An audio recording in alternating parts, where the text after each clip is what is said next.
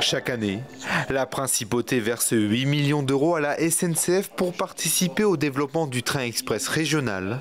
Face aux nombreux problèmes rencontrés par les voyageurs, l'État monégasque menace de prendre des sanctions si aucune amélioration n'a lieu. Le service qui est rendu par la SNCF auprès de Monaco, qui est un financeur important aussi de la ligne TER, n'est pas au niveau de ce qu'on paye. Aujourd'hui, nous nous battons face à une inertie assez difficile de la SNCF. Sur le TER, où nous sommes un financeur important, aujourd'hui, nous sommes en phase de renouveler notre financement et nous ne le renouvellerons pas à hauteur de ce qui est attendu si le service n'est pas là. Épuisée, la population du Pas-de-Calais est totalement démunie face aux inondations qui frappent le département depuis maintenant une semaine. Les sacs de sable n'auront pas suffi. Et malgré la décrue, les sols saturés ne permettent pas une évacuation plus rapide de l'eau. Là, y a de l'eau dedans encore. Donc hier, les pompiers nous ont conseillé de ne pas ouvrir la porte pour pas que ça s'engouffre. Parce qu'à l'arrière, j'ai regardé, là, la terrasse est encore sous l'eau. Donc le niveau à l'arrière est plus haut que devant. L'Islande se fissure. Depuis ce week-end, les Islandais vivent sous la menace d'une éruption volcanique qui peut surgir à tout moment. We don't know. We are just waiting. Got a lot of sign, as the scientist says, but we are still waiting. It is a danger. We are expecting it, but we don't know when or when. À la suite de ce rapport, Moneval a donné à la principauté 1 an pour élever son niveau de conformité. Mais quels sont les risques si Monaco ne respecte pas les recommandations ? Les impacts plus évidents d'un passage sur liste grise, c'est évidemment donc une perte d'attractivité peut-être au regard des investisseurs étrangers. Les banques étrangères vont être beaucoup plus strictes sur les transactions en provenance de Monaco ou à destination de Monaco. Et bien sûr, ça va engendrer des contraintes beaucoup plus importantes sur les professionnels déjà établis à Monaco, avec des coûts de mise en conformité plus importants et des risques de sanctions aussi plus importantes. Le Café de Paris réouvre ses portes dans quelques jours. Ce lieu emblématique de la principauté s'est transformé. Un chantier qui a demandé de faire travailler des artisans d'art. Stéphane Montalto en fait partie. Il a réalisé les céramiques architecturales.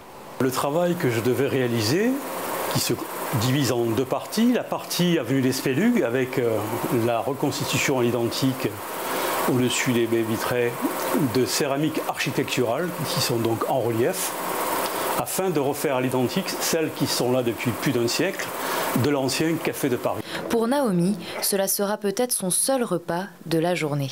Je suis venue tout comme ça, je viens tout le temps les matins ici pour déjeuner. Ça m'aide parce que moi je peux recevoir mon courrier.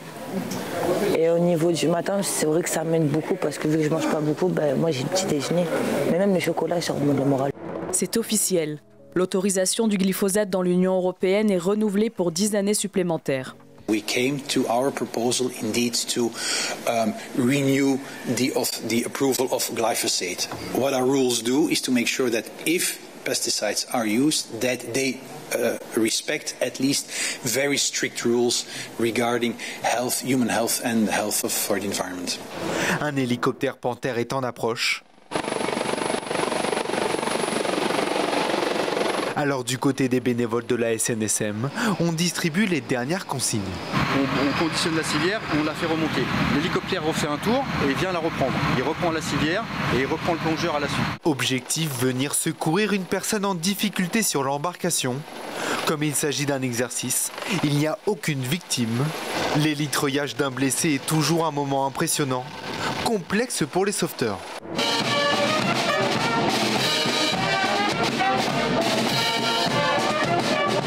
Ce matin, les carabiniers, les policiers et les pompiers se sont réunis sur la place du Palais pour répéter en vue de la fête nationale. Un rassemblement particulièrement important puisque c'est la première répétition qu'ils font avec le régiment des tirailleurs. Après leur rencontre, Joe Biden a surpris en prononçant un mot désignant Xi Jinping.